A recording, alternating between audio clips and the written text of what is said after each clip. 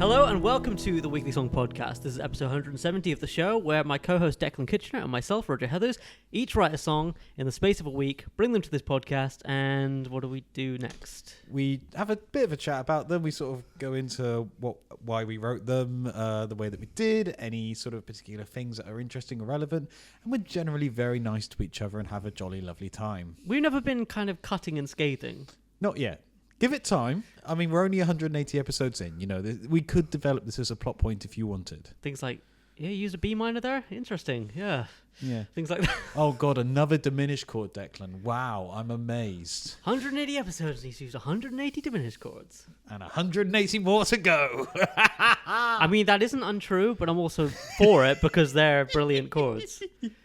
So for those of you who are tuning in for the first time, as I said, we write a song each week. Then you've picked a weird episode to join us on. Yeah, absolutely have. So we're doing a challenge season. Each season we kind of, sometimes we just write for the sake of writing, and we just write songs and talk about them, which is an interesting thing to talk about in itself because every song's different. Exactly. It's like a snowflake. Apart from all of mine, my songs are all the same. Just diminished chords all in a row. Yes. I have 12 songs. They're all just diminished chords. I just shift it up a semitone each time. Oh, so that's the pattern I've been seeing. Okay. But yeah, for those of you, I've just said that bit, but I will say this, that the challenge for each episode this season is different each time. Yes, we have a specific criteria that we have to meet. So the first episode we just wrote a song just to get the ball rolling, and then we've done, what have we done? Write a song without a chorus. That was one we did last week with Sammy as a guest. Indeed. And we've done other ones as well. They're flooding back to mind as we speak. I will say that we're recording these after having so written. Far afterwards. Yeah. So anyway, the point is, this week's challenge was to write a song on the ukulele. Haha, mine's bigger than yours. It is. This one used to be yours, and now it's mine, and it's smaller. And I sense a power dynamic going on. I love this little uke. You gave this to me when I was about 23 years old, and then you bought a better one. Well, I was given this one as a Christmas present one year. It's a baritone ukulele, so it's got nice. It's got a bit of a more full sound. Let's hear. Just. And mine sounds like this. So, can I just say, writing this week was so difficult because you have to fight insanely hard the instinct to just go. Oh yeah, 5 years time. 5 years time.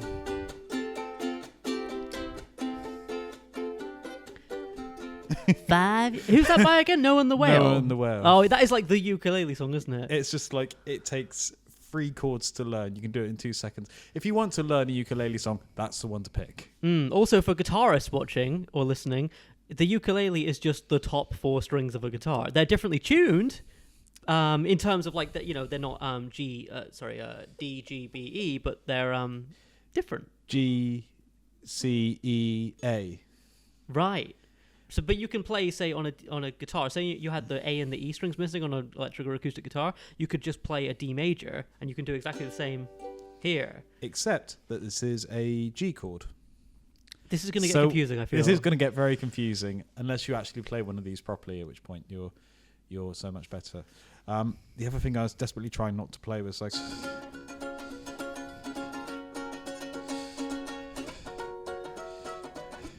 And keep good company.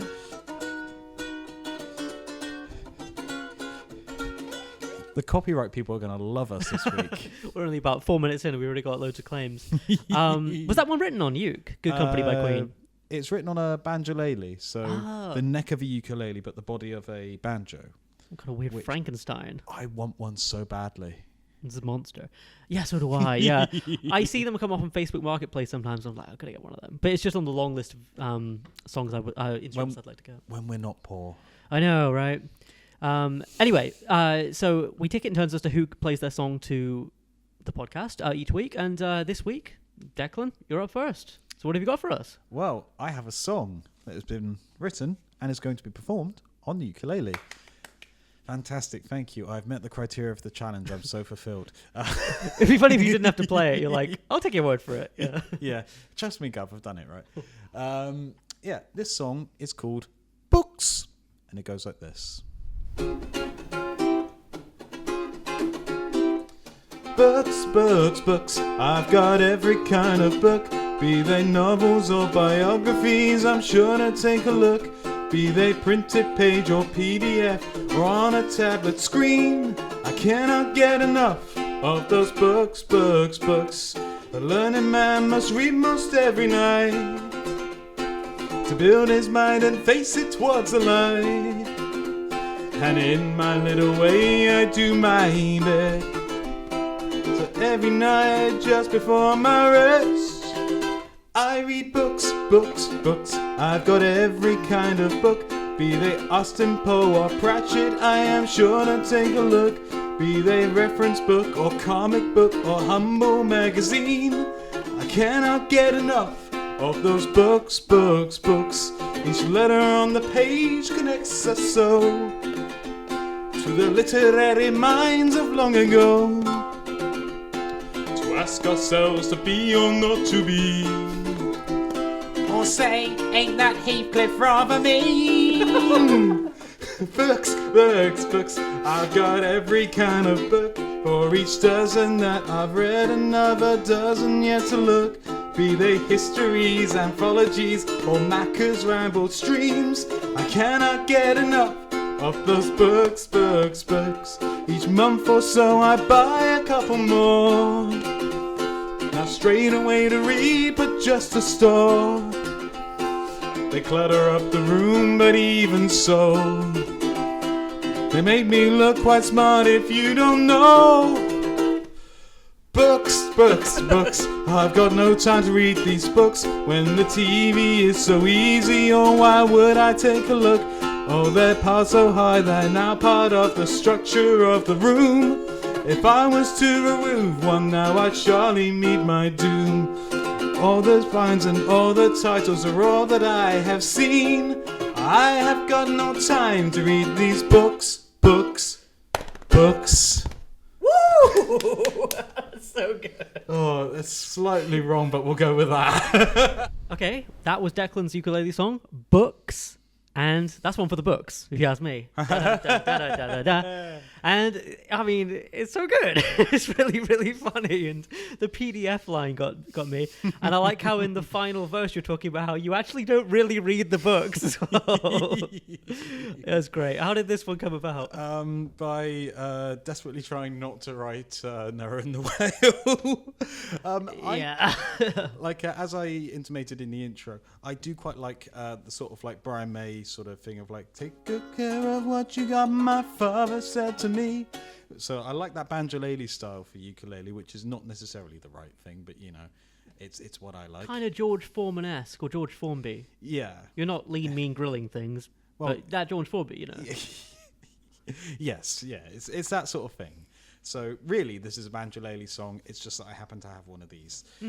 So it's got to be quick. It's got to be funny. And the thing with like funny songs is that you can sort of go a little easier on the chords, and it still kind of works. So it is. If you're thinking about this in terms of a guitar, it's based around C, and if you're thinking about it, what it actually is, it's F. So They sound the same to me. They No, do I know what you're sound saying. Yeah. So it's just playing around with F, B flat, and C in various ways. So just F, B flat 7, F, F, C7, B flat, F. This is hard. Yeah, it's weird thinking, isn't it? You have to do maths. Yeah. F, F7, B flat. Sharp 5 there? No. Oh God, I really have to think about this one. C sharp. Yeah. Yeah. Yeah. Yeah. So it's a sharp 5. You're Nice, quite correct. nice. And then just back to F, C, F for the main part of it, and then just alternating B flat, C, B flat, F. Oh God. A. Oh, minor. No, just A. So it's like Okay. it's like a third. Okay. Yeah, yeah. Major third rather, and then to D minor, C, and then what the next bit is supposed to be is Oh, nice. which I very rarely do because I was trying so hard to get the words right. So that's like B flat up to C. Sort of thing. Yeah, I mean, just watching you do the performance of it, like I was laughing and trying not to laugh and put you off, but also you've got like punchlines and it's going faster. That's like the punchlines added like an extra layer of difficulty. Yeah, so with a song like this, like the actual chords of it like take second place in a big way, but it's really difficult trying to get everything to sort of like build appropriately, because obviously you don't want to go like full in like I haven't got time to read books in the first sentence, but you've got to get to that point somehow. So like the first verse is very like oh yes, well reading is it's quite a intelligent thing to do, and then the second one is like, oh there's so many good things, and then just that silly voice at the end to go like, okay, we're not being entirely serious here. Up to like verse 3 is just like, I don't read them, but they make me look quite smart. Yeah. I like all the different... It must have taken a while to think of all the different ways in which you read. You like PDFs, you like books, you like textbooks, biographies, you like magazines, all these different things. Oh God, coming up with the rhymes is difficult because for some reason I decided to rhyme on like the vowel "een" for the be they printed page or PDF or tablets on a screen or something like. I was just like, oh, I can't write. Like magazine came quickly. It's just like, oh God, I've got to think of some more now. What are your other ones again? So one of them is be they histories, anthologies, or Macca's rambled streams. As in McCartney? Yes, right. The lyrics book. Oh, of course, yeah. Yes, we've both read a little bit of that. Uh-huh. I don't think it's an unfair assessment. He's at that age now where I love the guy to death, but he's his own biographer, if you know what I mean. You know? Yeah. And like it's an oral tradition that's now been written down, and it's kind of charming if you hear him say it, but also when it's written down, it's just rambling. And then the last one is like all the spines and all the titles are all that I have seen. As we get to the end, that's good. They all track, because sometimes it can get to that thing where you're trying to rhyme every single stanza or every time that stanza comes about. But all of these track and like feel right. I don't know why I did that though, because like because it rhymes book with book, and then like there's an take a look is the next rhyme. It's only ever "een" on that one line, so I don't know why I just didn't change it every time. Right.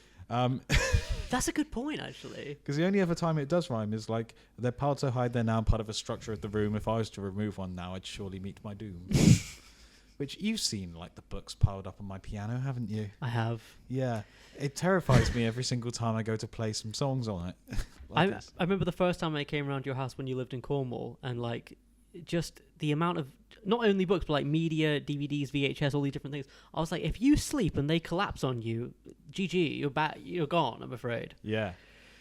Oh, when I was at university, I had like Lego piled up on the shelf, like perilously close to the bed, and I must have just like kicked my leg out or something in the middle of the night, because I can tell you that waking up with Lego falling on you is one of the most unpleasant ways to be woken up. I bet it is. I bet. But yeah, even now I've just still got too many books that I've not read around the room. Like I've counted at least 10 discrete piles of books yet to be finished. And it's one thing if like you've not touched them at all, and it's like, okay, cool, I'll start that another day. It's another thing entirely when you see like a little receipt sticking halfway through. Oh yeah. And you were really enjoying it, but you've just not gone back to it, and then suddenly you've picked up another one to start again. And once you start another one, you kind of lose interest in the previous one. No matter how good it was, yeah. Do you read a lot though? I want to. I mostly a depressingly large chunk of my library has been licensed by Lucasfilm and the BBC. That should tell you what kind of reader I am, and also like train books, all the train books. But I do take book recommendations from friends. So I got a couple. There's a book called "Long Way to a Small Angry Planet" that a friend recommended to me that I need to get reading. Pratchett, I do quite like reading Pratchett. Same. I've recently found copies of the Hitchhiker's Guide to the Galaxy actual books. Oh yeah. Because originals. Actually, the books aren't the originals because it started off on the radio. Radio, of course. And of course, being a purist, I would only ever follow the original form of the thing. Of course. But yeah, I've always admired like his prose and the way he describes things. So his script books are amazing, by the way. If you ever find Douglas Adams script books, go for it. Wait, sorry, but he wrote the scripts first and then did the books after? After, yeah. But he wrote the radio play script. Is that what you're saying? Yes. Oh, okay. So he wrote both. Hmm. So I need to get through those at some point. What other ones? Lark Rise to Candleford. I really enjoyed the TV series. I've got the book, Lark Rise to Candleford, in my big pile of things, and I've just never got round to it. He likes books. You got to admit, it's a catchy tune. It's also a little bit of like that Sparks energy, like looks. Yes. You can show, you can. Can I just say, like, that, I don't know what it is, that genre of fun song. Vaudeville musical. I am such a sucker for it. I know. Anytime there's a song like that on an album, I'm like, that's my favorite song on the album. Like, even if there's other serious ballads or whatever, I'm like, the fun one's my favorite one. Have I ever shown you Annie Lennox, Keep Young and Beautiful? Yes, I think you have, yes. Keep young and beautiful. It's your duty to be beautiful. Oh, Keep yes. young and beautiful. If you want to be loved. It's steeped in irony, but it's really fun. The best ones are the postmodern ones. Like, yours is quite, like, sort of postmodern in the sense that it's not just, I like reading, but it has, like, a joke and an arc to it, which is so funny.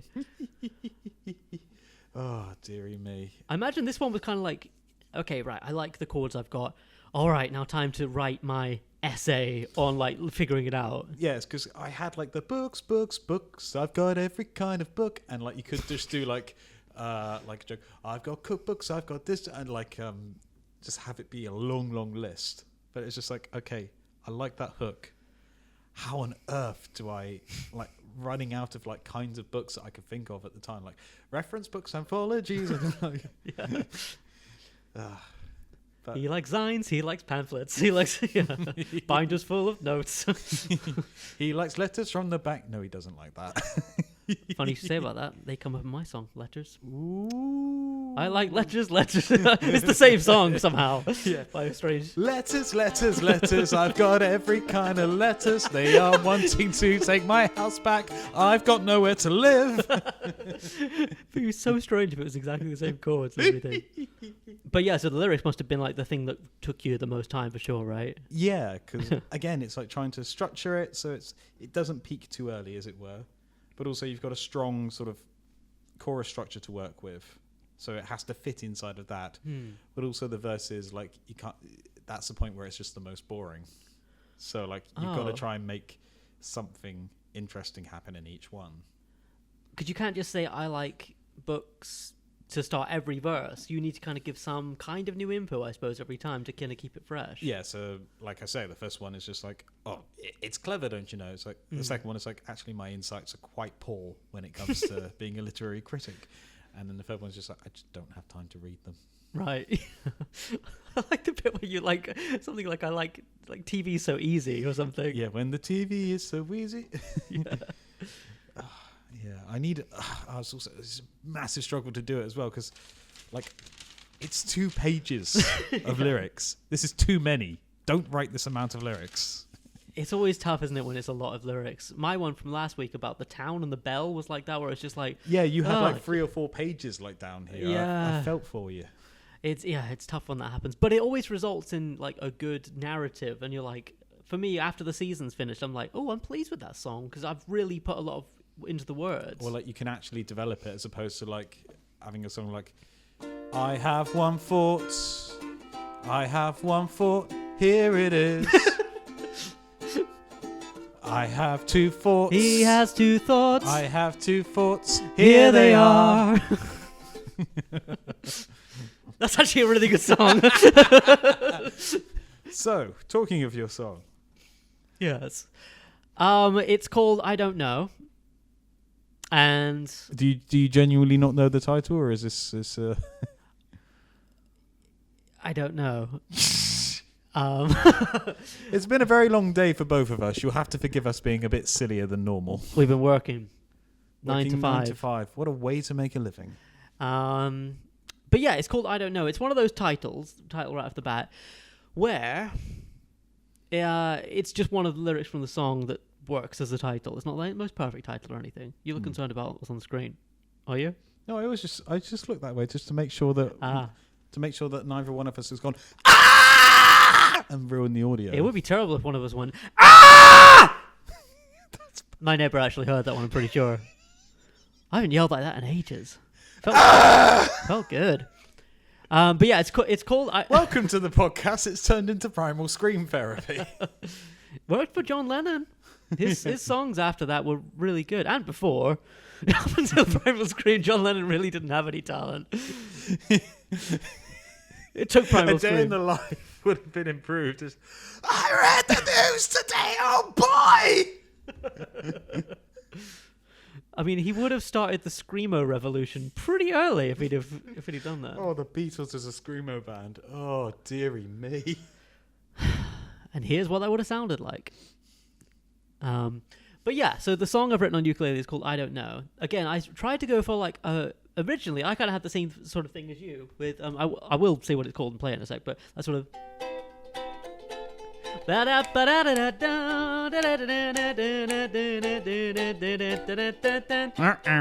and that was the thing, because as I've said in your segment, I was like I love those kind of songs that are like I'm like the Pete Townsend of ukulele. That could be a title. I think it is. I like those kind of upbeat type of songs, and I was like, perfect, ukulele week, let's do it. And then I ended up palm muting, and it all went downhill from there. So are you doing like new metal ukulele, like?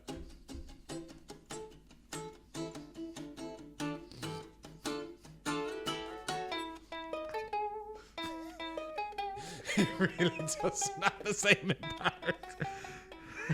That was really out of tune. I played it on the top two. Anyway, so it's called I Don't Know, and it goes like this.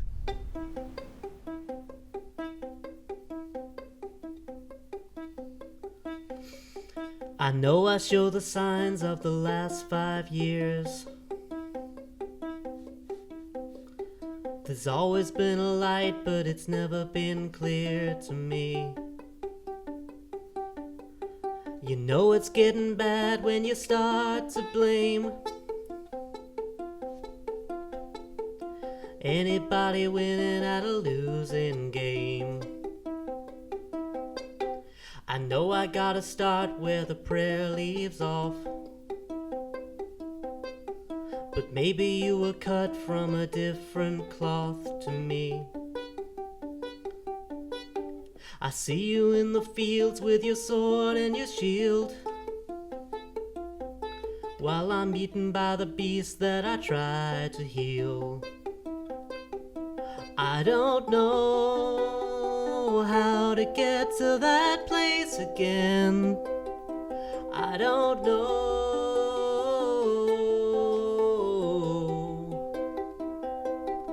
I don't know how to put on that face again. I don't know.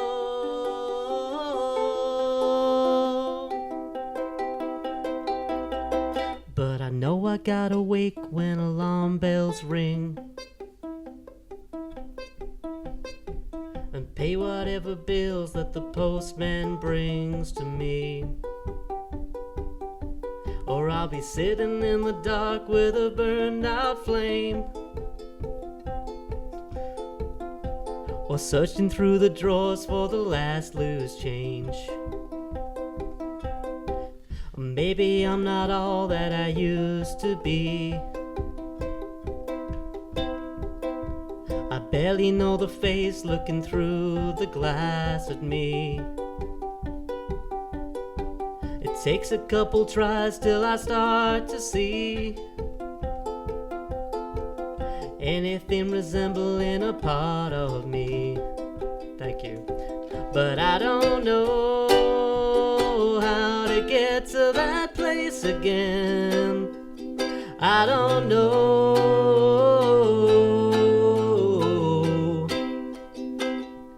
And I don't know how to put on that face again. I don't know.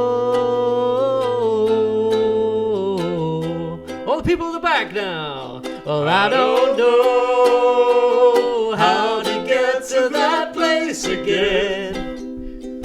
I don't know.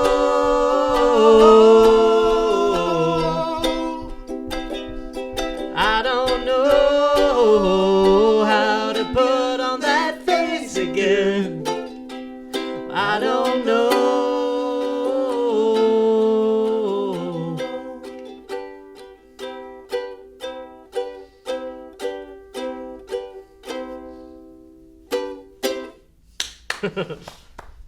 So that was Roger's song, I Don't Know. And I don't know about you, but I really, really like that. Could you tell? That was a fun one. We sang it together at the end. I like that. Yeah, it's got a very sing-along quality. Like, I sort of like eyeing up the chords you were using there. It's all fairly simple stuff, but it's put together in a really lovely way. And yeah, I don't know how to put on that face again. It's funny, I didn't think of it as like a sing-along chorus until we started singing along. And I was like, oh, that's perfect. Like, if you played this live, you could, in theory, you could like, come on, everybody, I don't know how to get to that place again. Just go on like that. Yeah. That's the rest of the podcast. We're sorted. It's so simple. It's, okay, I should have asked you this off air, but that is a C? No. C. Okay, oh, that's cool then. Okay, so I'm going C. And we got an F, and we got a G. But then we've also got F, and we got a B flat. No, sorry, wait, we got a... No, I think you were right. That is a B flat. Yeah. Otherwise, a lot of my chords are wrong in the first song. And that's it. So we got C, F, G, B flat. I think that's it, yeah. Yeah, it's very nicely put together. Thank you. It's very odd, like that sort of texture with the, what was it? Or whatever it was you were doing at the beginning. Your top string closest to your chin is it low? No, it's high. It's where it's meant to be. Mine's out of tune, I think. Because this is... They're meant to be right next to each other, so it's... And mine is... Oh, so it is. Okay. Yeah. Oh, we're in tune. Thank God. Thank God for that. We're a very professional show here. Figuring out if it's in tune on the show. Great. After the performances as well. But yeah, simple. That high string there, like, really lends it the sort of that weird quality when you're finger picking it. It gives the arpeggio a different flavour, doesn't it? Yeah, because it's almost like... Yes. Or something like that. Anyway. Yeah, so you're like hitting two high notes in sequence. Exactly. Yeah, definitely. I mean, for me, again, when I went to write on uke, I was like, all that kind of strummy stuff. So my mum's learning ukulele, and she played ukulele on my most recent cover for the monthly cover podcast, Nowhere Man. And anyway, so I was showing her bits and pieces, and she wanted to kind of like do finger picking and stuff. And so I was kind of showing, and this was a couple of weeks before we did the uke challenge, but I was just showing her bits and pieces. And I'm not a ukulele player, but like I know kind of, I play guitar, so I can kind of finger pick a bit. We can sort of muddle our way through. Yeah, as exactly. has been clear in this entire episode. And so I just was showing her finger pick stuff, and then I found myself just at my desk working one day, picked it up, and I was just doing the picking pattern I showed her on the C chord, but palm muting it. I thought, oh, that's a kind of cool sound. Because it's a bit different to like a... Oh yeah, worlds apart. And even just palm muting it, because of the difference you're pointing out, it kind of even makes you think a bit different lyrically. Not that I had a lyric yet, but I was like, oh, it's a bit more serious than like a funny uke song. Yes. So you're not singing about your library. No. I'm speaking about my library of emotions. That's what I'm speaking about. And then I just had that, and I was like, okay, that's good. Back to work. I've got to do something. And then that evening, I was just sat on the sofa, picked it up again. And for some reason, the first lyric that came out of my mouth was, I know I show the signs of the last 5 years. I was like, oh, that's a good lyric. And in 5 years' time, you'll be walking around the zoo. You can't escape Noah and the Whale. You can't escape it. It's coming for you. And in 5 years' time. Oh, my God. Yeah, I didn't realize I'd done the 5 years thing. Crap. It's fine. Multiple people. Different enough. It's not got copyright on the concept of there being 5 years. Otherwise, David Bowie would be in trouble. Yeah. God rest his soul. Well, no, Noah in the world will be in danger from David Bowie. Yes, Yeah. exactly. And my brain is trying to scan for literary things, which say 5 years, but it hasn't read enough books to actually have a reference. That's okay. Neither is this one. Okay, good. But yeah, so from there it was like, as is often the case with my songs, you probably noticed a pattern here. I come up with a lyric. What does that lyric mean? And then the rest of the lyric process is And just what does that exploring lyric mean? I don't know. I don't know. It's a great lyric, though. Thank you. And then I just kind of knew I had a melody. I know I showed the signs of the last 5 years. And then there's loads of space here. Oh, can I just point out Yeah. something I really like that you do in the verse is like your first part of the pattern is and then instead of like second time through you might do something like you don't Yes, do that. yeah. What you do is Yeah. which it's that extra bar or two there, which sort of throws the rhythm out, but in a really nice and interesting way. Thank you so much. Yeah, that's kind of what hooked me into thinking, oh, okay, I'm going to pursue this rather than kind of, because there's always the choice, isn't there? Oh, okay, I've got the rest of the week. I could probably throw away this and then do something else tomorrow. Yeah. But this is what hooked me in, because that little part there was basically like a good hook, but it meant that the rhymes had to be different. So obviously, I know I show the signs of the last 5 years. There's always been a light, but it's never been clear to me. So there's always going to be that extra couple of syllables. So it's there. almost like an internal rhyme. Yes, exactly. Yeah. But it does make things more difficult. And, and then it kind of goes on to kind of taking responsibility. I know I'm going to start where the prayer leaves off, because it's all very well to, I know you're an atheist, but like if you kind of have a hope or a prayer or anything like that, even from an... I'm an atheist. I don't have any hope. You have hope. He has hope, folks. I hope he has hope. But like you've got to do something with your thoughts and ambitions or prayers. Like, you can't just like think idle good thoughts. Exactly. Yeah, you've got to like, as the lyric says, start where the prayer leaves off. And then it's kind of like comparing myself to someone better than me. You know, maybe you were cut from a different cloth to me. That's a nice line. I see you in the thank you. I see you in the fields with your sword and your shield. Kind of just like imagining a warrior, and then like. So, are you comparing yourself to like St. George or something? In a lot of ways, yeah. Yeah. Well, I mean, the person I envy is like that, and then I kind of had this like, I don't know, prairie like caveman type of image in my head, and like, well, I'm eaten by the beast that I tried to heal. So I'm not like out there like killing an antelope and like bringing it to the tribe and being like that alpha male. I'm like, I'm being eaten by an animal and trying to help. By an antelope. by an antelope, yeah. And so it's just kind of painting a picture of like not being all I could be, essentially.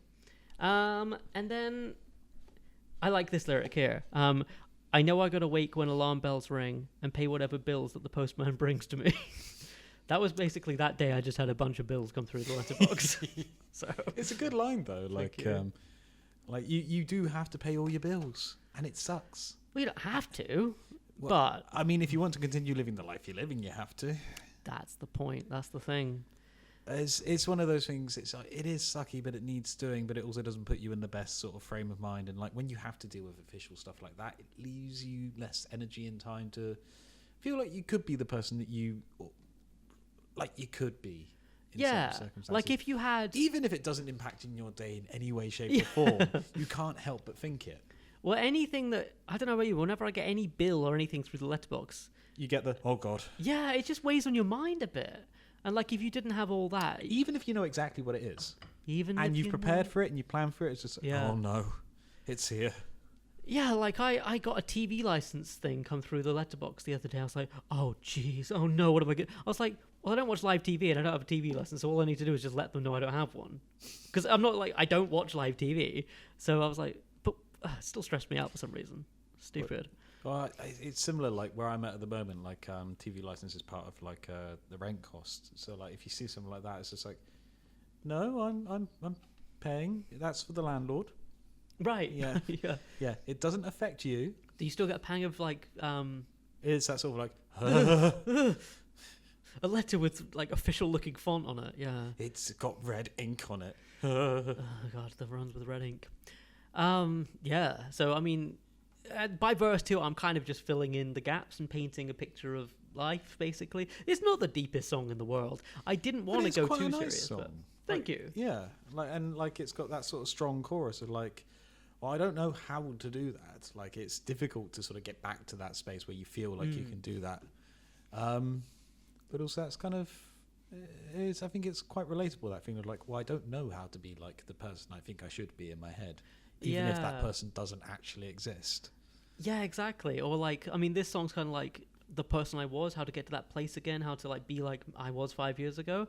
And it's like, was I even in the best place 5 years ago, or am I romanticizing this? Yeah, because I wasn't in the best place 5 years ago. Because you're forgetting all the little bits that, well, I mean, 5 years ago was 2020. So you're definitely in a better place than you were 5 years ago. Let's put it that way. Yeah, that's true. Most of us are, I think. Yes, absolutely. Yeah, thank God that's all over. But what was I going to say? Yeah, you know, sometimes you look at a photo of yourself from some time ago and you can't remember that exact day.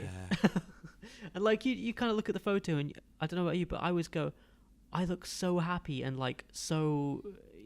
Everything's so perfect. But that might have been the one good day of the week. Exactly. And you don't remember all the little problems in your mind. Yeah. That were there. So like if you went out and had a nice day somewhere, you might have had a terrible drive back, or like you might have been quite short on money, or you might have had a helicopter like going over. What have you done, Roger? Why are they looking for you in a helicopter? I told you I didn't pay those bills. It's the TV licensing people. Run! Run! Yeah, someone's been watching Pointless at this house. One episode. It was one episode. I didn't even like it. But yeah, it's a very simple song. There's not too much to say about it. Apart from there's obviously I've told you the chords, but that B flat is the only non-diatonic chord.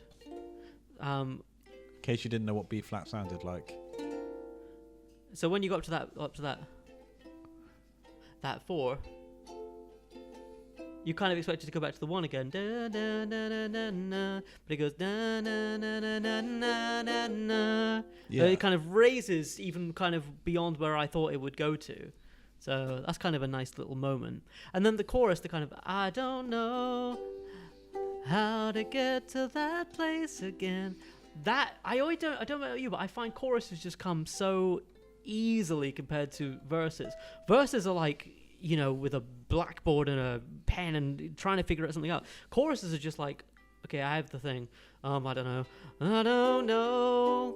How da da da da. And it's like the melody just like seeps out. I don't know why that is. But well, it's kind of like the chorus is like, here is the big idea. And here is the catchy hook. Yeah. And like the verse is just like, right, here are the complexities of the situation. Here's the context. True. That's a good point. And we've got to be catchy, but we can't be too catchy. Yeah. Because we've got the chorus coming up, and you'll just spoil your chorus if you have a. Yeah, if you have too much chorus in the verse, you're not going to enjoy your middle eight. Okay. Yeah, I like choruses because they come easy. I think most people do. Yeah, they're quite popular, aren't they?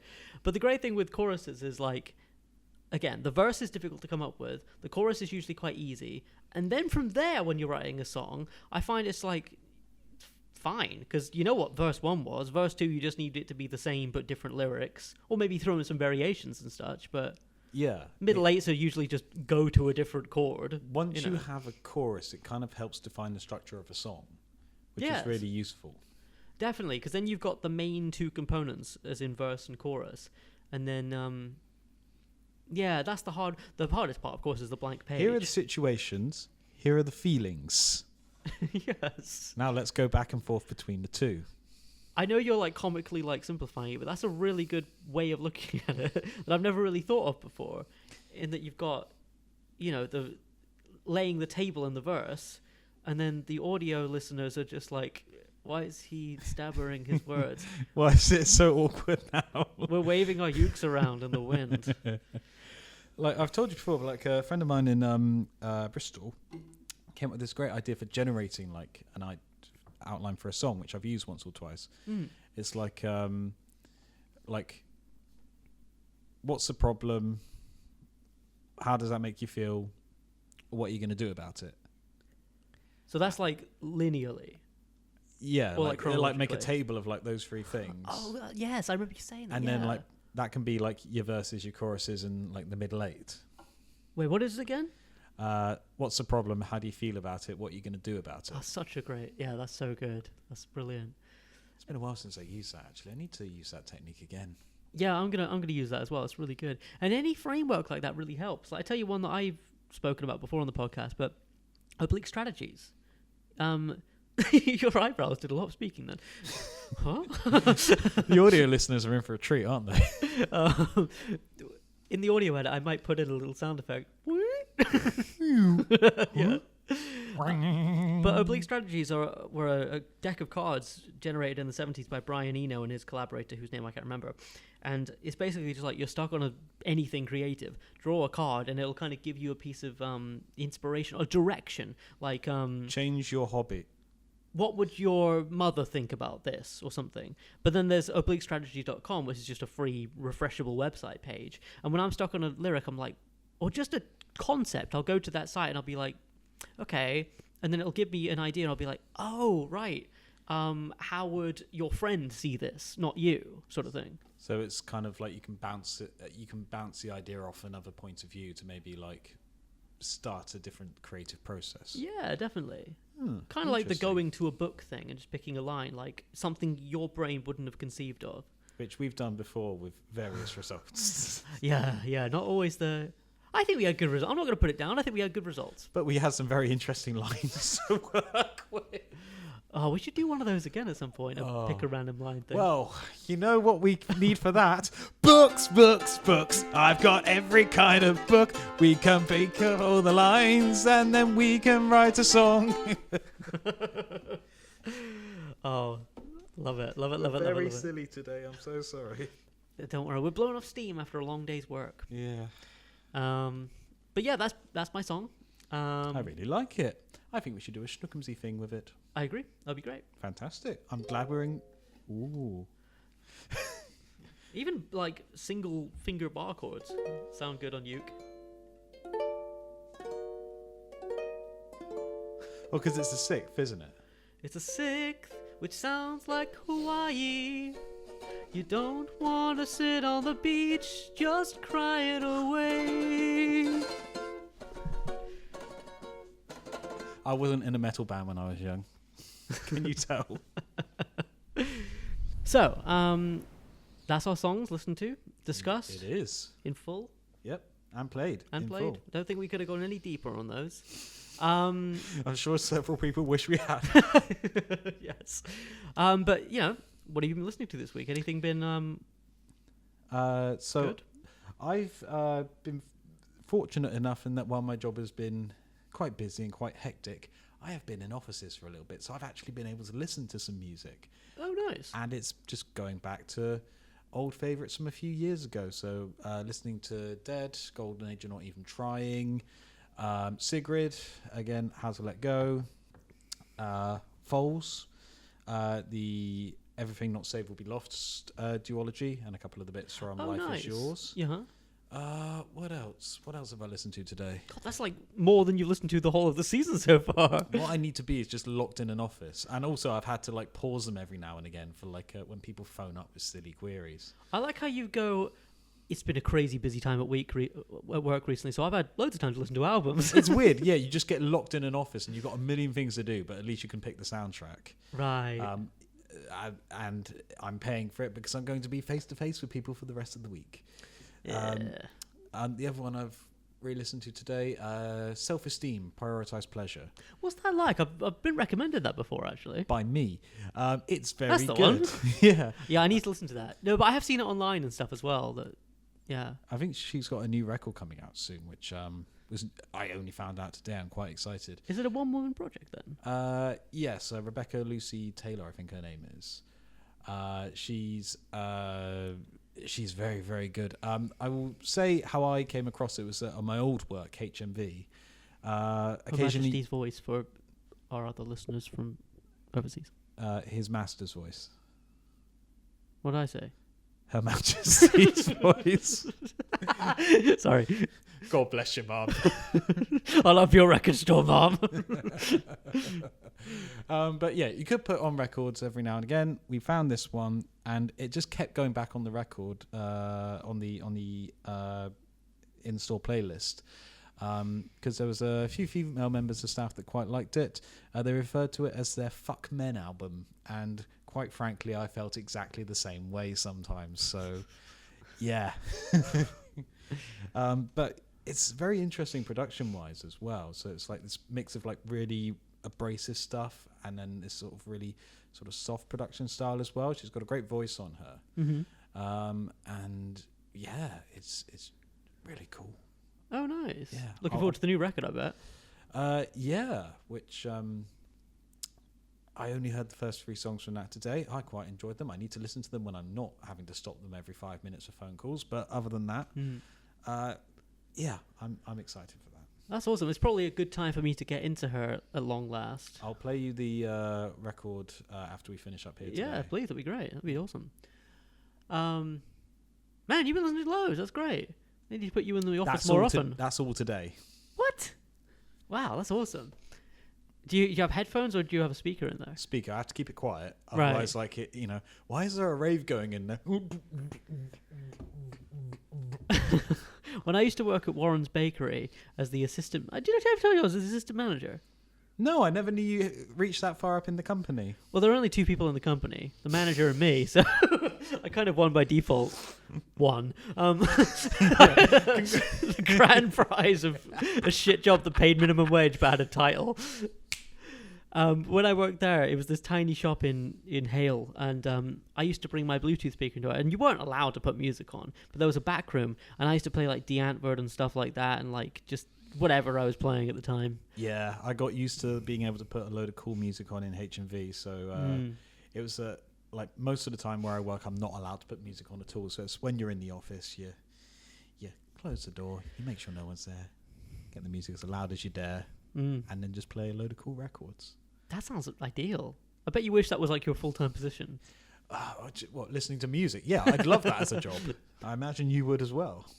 Thing is, like now, because I edit podcasts for a living, I work from this room that we're filming in, and so you'd think, oh, he listens to music all day, and I would if I could, but I edit podcasts, so you can't listen to things with words. I can listen to classical music or like Zen meditation music or whatever, anything that's like a background thing, anything with words, and it's just my brain just splits in half. I can't do it. I have a similar sort of thing. Like I can't, when I video edit and stuff, like I can't have anything else on in the background, otherwise it just distracts me. Or if like I like listening to audiobooks and plays and things, but I absolutely cannot read something and have like a video or like an audiobook on in the background. I don't think many people can. I don't think it's a very common thing at all. I wish I could, because it would make life so much easier. Yeah. No, it would. Yeah, because then you could like take in 2 thoughts of things. But I think one's brain only works for like one bit of information at a time. Well, it's because we're programmed to sort of like pay attention to people speaking, like because we're social animals. Yeah, you're right. Yeah, because we're social animals. 100%. Yeah. But it does mean that I get to enjoy music fully when I'm not working. That's nice. Yeah. Go for a walk or something and listen to music, or just kind of stick something on in the evening. It's carving out a bit of time just exclusively for that. Definitely, yeah. And I find that the less free time I have, which is so very, very little recently, the more kind of when I listen to a record, I'm like, all right, let's really make the most of this listening experience. As opposed to having like tons of time and going like, oh yeah, it's another one. I remember when I was like, before I could drive and everything, I just used to have an iPod Classic and just listen to... I just used to catch buses around Cornwall and just go somewhere, do this, do that. Just listen to albums and albums in a row. I just have the image of like one bus driver like, that kid has not got off my bus all day. What's he doing? And he's like, oh, hold on. We're on album 13 of 15 of this band's discography. Let's go. Did you ever come around to my mum's house when I lived in Hale? No, I didn't. The blue room with all the writing all over the walls. No, I didn't. When I was from about the age of 13 to 18 or something, 5 years, every album I listened to, my mum was very permissive and is still very permissive and lovely. I painted my room sky blue, the ceiling and everything. That's a reference to a Kate Bush song. Symphony in Blue, yes, I'm such a music nerd. And and then I thought, right, okay, I'm going to keep a record of everything I listen to. Not in a book, as a sane person might do, but I got a Sharpie and I just wrote like every album I listen to, and it's still on the wall. My mum wants to keep it preserved, bless her. And well, that's just for when you're rich and famous, and your house can be like grade 2 listed status. I hope they just sell the walls. That'd be fun. I'd like to see a wall up for auction. Like those screens they have to protect Banksy artworks and things, but it's just your wall. Yeah. That's when I know I've made it to the big time. But yeah, I was saying about like how I have dedicated listening. Started running again recently, and thank you very much. And I found a lovely place to run, so it helps, you know, to have a nice place to run. But been listening to a lot of Roy Wood. Of course. For people who don't know, Roy Wizard. Wood, yeah, from Wizard, their big hit, I "Wish It Could Be Christmas Every Day," which is such a it's an okay song. It's all right. It's overwritten to the extreme. I've had to play it live. It's crazy, isn't times. it? It's so well structured, but there is just so much in there. Yeah. It's like he kind of knew he had a hit Christmas song, but he was like, I'm still going to insert all the gubbins into this. It's an okay advertisement because it's a catchy song for his music, I mean, but his solo albums are really where it's at. You ever listened to any of his solo stuff before? No, I'm afraid not. It's Mustard is one of his, right? Mustard's the first one and probably my favorite one. There's another album called Boulders, which is a lot more sort of rock. Well, kind of acousticy rock sort of thing. Yeah. Oh, I see what you're saying. Yeah. Went over my head completely. Sorry. No. I'll tell you what it actually. Oh, he's making a joke. But yeah, I mean, like, so just exploring his stuff really. He's fun because he's like one of my favorite types of artists, like a Prince or a Todd Rundgren, where he just builds everything from the ground up. Everything you hear on Mustard is just Roy Wood playing the drums, the cello, the bass, the guitar, this, that, all the harmonies. And there's something about people who do that, where it's like they kind of they have to think about what the harmony lines and the bass lines are going to be while they're doing the drums. So it's like kind of thinking in 4D or something. I love that kind of stuff. Thinking in 4D is a great name for an album. A Roy Wood album. Or a Roger Heathers album. But the artwork would be so cool. It'd be me with a Rubik's Cube just like holding my chin. That'd just be Oh, you know what would be good? Is like if I had like my eyes were like pointing two ways and I had two different books. That's so stupid. Although that would also Hold on, where's my ukulele? Books. That would make good single artwork for that song too. But yeah, Roy Wood's been great. I love that multi-instrumentalist thing he does. That's really cool. Yeah, it's very much your cup of tea. It's also very much the style of music that you have made in the past and continue to make sometimes. Attempted to, I guess. I do like that multi-instrumentalist thing. Well, could I just remind you that your debut album was written, produced, directed. I can't remember what the directed. I had a little chair and a beret. I can't remember what it is. Produced and I stole the Prince thing. It was so corny. Yeah. I was young. I was young. Weren't we all, darling? Weren't we all? But I do like that thing because it's a challenge. Like somebody said to Mac DeMarco. You're familiar with Mac DeMarco at all? I'm familiar with his chorusy guitars. Yes, he does have chorusy guitars. I think someone in an interview said to him, you have a band you tour with. Why don't you just track the albums with them? And he said, I get a kick out of doing it myself. And I got the impression from that it wasn't him going, yeah, I can do everything myself. I play the drums. It's almost just like it's a fun game or something. And I kind of feel that way too. It's like a good laugh to do that. It's a different experience recording by yourself than with other people. Like, it can be a lot of fun just to sort of get in a room with a load of people and just like play a load of instruments and make very cool noises. But there is something like really satisfying when you put the final layer on and suddenly it's like, oh yeah, this moves. Yeah, definitely. I mean, I like albums from both parts. Like, I'm a big fan of like Ray Charles albums and like Van Halen and like Deep Purple and all those bands, to my knowledge, and particularly the first Van Halen album, they just like got in a room. I think even Eddie Van Halen was like to the engineer, like, do you mind if we don't overdub and we just play together? And the engineer was like, yeah, that's way easier. Do that. Yeah, it's striking that balance, like between like having the energy of like everyone in the backing track at the same time, and like, okay, now overdubs. Yes, I think I've got a unique like interest in the Todd Rundgren Prince type of thing, but some of my favorite records are like Beatles and Queen, where it's like the band, a good tight freaking band, tracks together, then they add all their stuff on top. Well, yeah, like Queen in particular, like all of the backing tracks for those songs, and until you hit the 80s, tend to be either Freddie on piano and then John and Roger on bass, or Brian on guitar and John and Roger on bass and drums. And then once you've got that, then everybody puts all the vocal harmonies on. Yes. Then everybody puts the guitar orchestras on. Then everybody does the weird opera bit. No one knows what that's about. Yeah.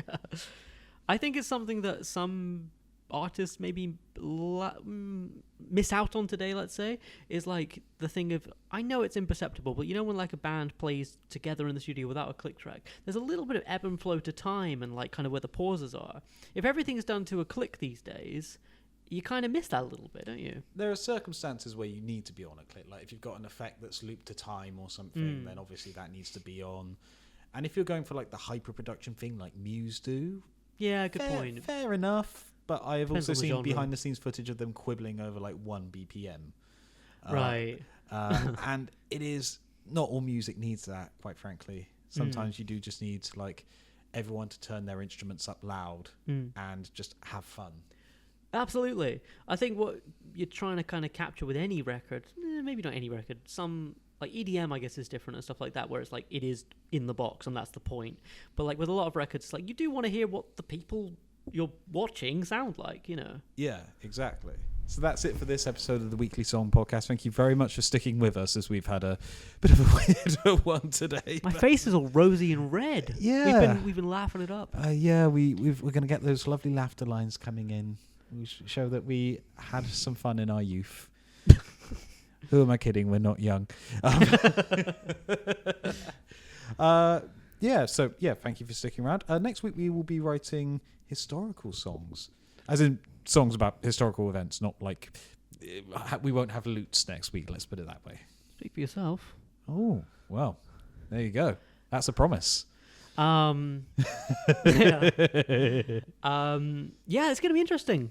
A song about a historical event, I think it is, isn't it? Yeah. Yes, I might be stretching that somewhat, but we'll see when we get there.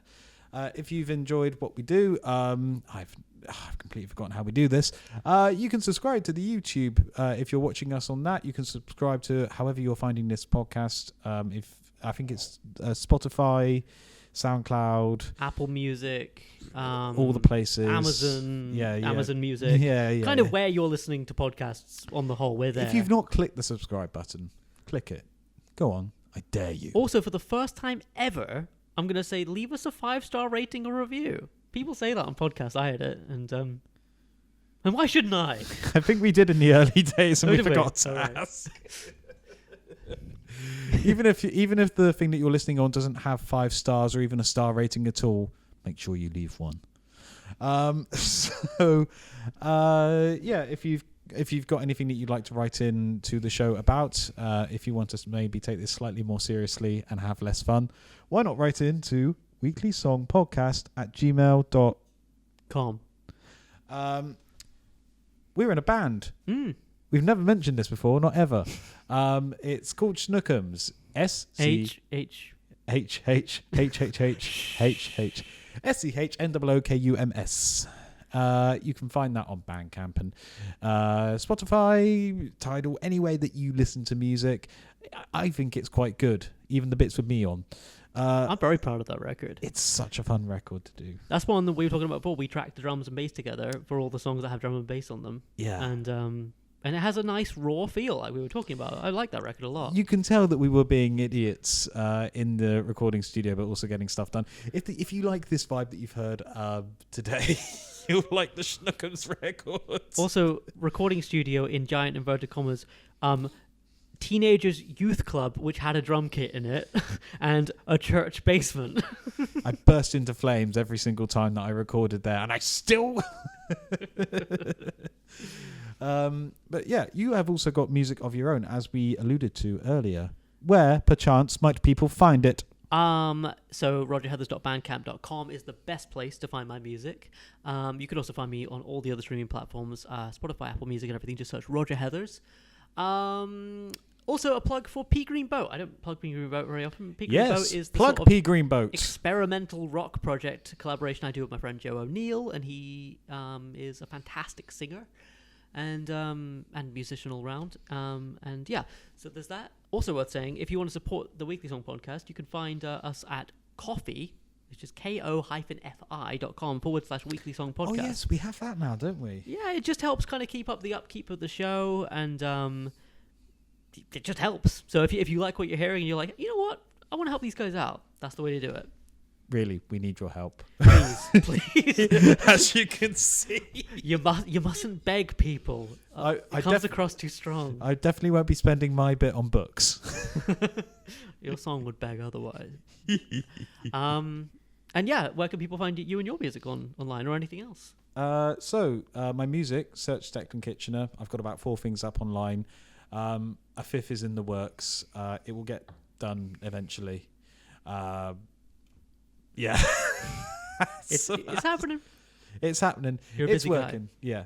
Yeah. And then also I have a few videos on YouTube. Search DRK and Thunderbirds or Captain Scarlet or Doctor Who or Wallace and Gromit. You'll find me eventually. There we go. That's all the puzzle pieces you need. You're golden.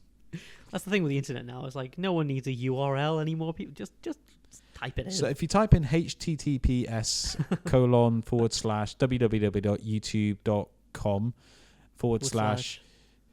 You don't know what it is, do you? I know it's DRK makes videos, but the bit that comes before that is a mystery to me. Channel / user, I don't user know. Maybe. Yeah. Leave a comment with the correct answer. No peeking at the URL of this video. That's important. So that's it for this week. We'll see you next week for episode 181. Oh yeah, and today we had 180 on 180. The board. 180. Yeah. We'll mention that in the last 8 seconds of the podcast. I forgot about that. It didn't look behind me the whole show. You'd have thought we'd be slick at this by now. I think if we're not slick by episode 180, we're not going to be slick. The beginning's pretty slick usually.